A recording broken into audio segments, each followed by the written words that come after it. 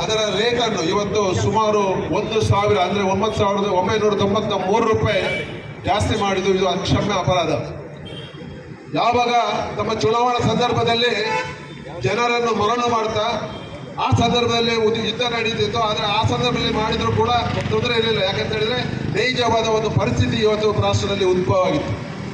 ಆದರೆ ಈ ಬಿಜೆಪಿ ಸದಾ ಕಾಲ ತನ್ನ ಪೊಳ್ಳು ಭರವಸೆ, ತನ್ನ ಕುಟಿಲ ನೀತಿಗಳಿಂದ ರಾಜಕೀಯವನ್ನು ಇಲ್ಲಿ ನಡೆಸ ಬಂದಂಥ ಈ ಬಿಜೆಪಿ ಸರ್ಕಾರ ತನ್ನ ಚುನಾವಣೆ ಮುಕ್ತ ತಕ್ಷಣ ಈ ದೇಶದ ಎಲ್ಲ ವಾಣಿಜ್ಯ ಬಳಕೆಯ ಏನು ಅನಿಲ ಉಂಟು ಅದರ ಬೆಲೆಯನ್ನು ಏರಿಸಿದೆ.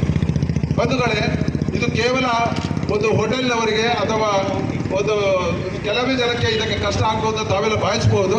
ಆದರೆ ಈ ಗೃಹ ಬಳಕೆಯ ಇದು ಏನು ವಾಣಿಜ್ಯ ಬಳಕೆಯ ಏನು ಗ್ಯಾಸ್ ಉಂಟು ಕೇವಲ ಹೋಟೆಲ್ನವರಿಗೆಲ್ಲ, ಇವತ್ತು ಜನಸಾಮಾನ್ಯರೆಲ್ಲರಿಗೂ ಅದರಿಂದ ತೊಂದರೆ ಆಗುತ್ತಾ ಕಾಣ್ತೀವಿ.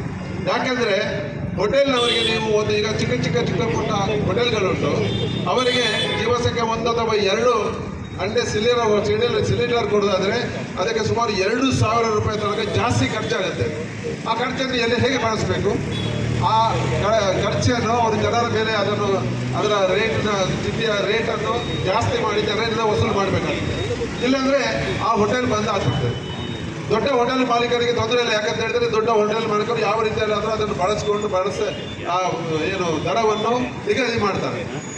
ಆದರೆ ಜನಸಾಮಾನ್ಯ ರಸ್ತೆ ಬದಲಿರ್ತಕ್ಕಂಥ ಗೂಡು ಅಂಗಡಿಗಳು, ಗೂಡು ಹೋಟೆಲ್ಗಳು, ಅವರು ಬಹುಶಃ ಇವತ್ತು ಅವರ ಈ ಒಂದು ನೀತಿಯಿಂದ ಇವತ್ತು ಎಲ್ಲ ಉಡುಪಿಯಲ್ಲೇ ಸುಮಾರು ಒಂದು 50-100 ಹೋಟೆಲ್ಗಳು, ಚಿಕ್ಕ ಪುಟ್ಟ ಹೋಟೆಲ್ಗಳು ಇವತ್ತು ಬಂದಾಗುವುದರಿಂದ ಅದರಲ್ಲಿರತಕ್ಕಂಥ ಕಾರ್ಮಿಕ ವರ್ಗ ಇವತ್ತು ಎಷ್ಟು ಕಷ್ಟಪಡ್ತಿದೆ. ಒಂದು ವೇಳೆ ಕಾರ್ಮಿಕ ವರ್ಗ ಚಿಕ್ಕ ಪುಟ್ಟ ಹೋಟೆಲಲ್ಲಿ ಊಟ ತಿಂಡಿಗೆ ಹೋಗುವಾಗ ಅದರ ರೇಟ್ ಜಾಸ್ತಿ ಆದಾಗ ಅದು ಕೂಡ ನೇರವಾಗಿ ಪರಿಣಾಮ ಬೀಳುವಂಥ ಸಂದರ್ಭ ಉಂಟು. ಬಂಧುಗಳೇ, ನಿಮ್ಗೆ ಗೊತ್ತಿರ್ಬೋದು, ಡಾಕ್ಟರ್ ಮನಮೋಹನ್ ಸಿಂಗ್ ಇರುವಾಗ ಒಂದು ಸಲ 1 ಬ್ಯಾರಲ್ ಏನು ಕ್ರೂಡ್ ಆಯಿಲ್ಗೆ $147 ಆಗಿತ್ತು. 1 ಬ್ಯಾರಲ್ ಕ್ರೂಡ್ ಆಯಿಲ್ ಅಂದರೆ ಸುಮಾರು 158 ಲೀಟರ್ ಆಗುತ್ತೆ. ಆದರೆ ಇವತ್ತು ಕೂಡ ಇಷ್ಟು ಯುದ್ಧ ಆದರೂ ನಡೆದರೂ ಕೂಡ ಇವತ್ತಿನ ರೇಟ್ ಕೂಡ ನೋಡಿದರೆ $94 ಆಗುತ್ತೆ.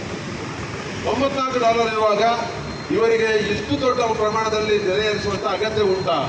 ಅಂದರೆ ಯಾರು ಈ ಮಾಲೀಕರಿದ್ದಾರೆ, ದೊಡ್ಡ ಮಾಲೀಕರಿಗೆ ಅವರಿಗೆ ಬೆನಿಫಿಟ್ ಮಾಡುವಂಥ ಜನರನ್ನು ದ್ರೋಹದಿಂದ ಅದನ್ನು ವಸೂಲಿ ಮಾಡತಕ್ಕಂಥ ಕಾರ್ಯಕ್ರಮ ಇವತ್ತು ಅಫಿಷಿಯಲ್ ಆಗಿ ನಡೀತುಂಟು. ಆದ್ದರಿಂದ ಈ ಒಂದು ಕೇಂದ್ರ ಸರ್ಕಾರದ ಈ ಒಂದು ಏನು ಕುಟಿಲ ನೀತಿ ಉಂಟು, ಇದನ್ನು ನಾವು ಪ್ರತಿಭಟಿಸ್ತೇವೆ.